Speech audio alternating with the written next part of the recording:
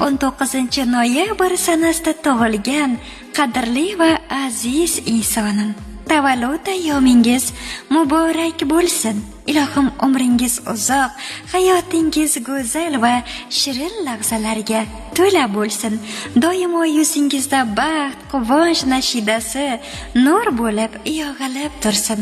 Yana bir quvonchli kun, yana bir go'zal yoshingiz muborak bo'lsin.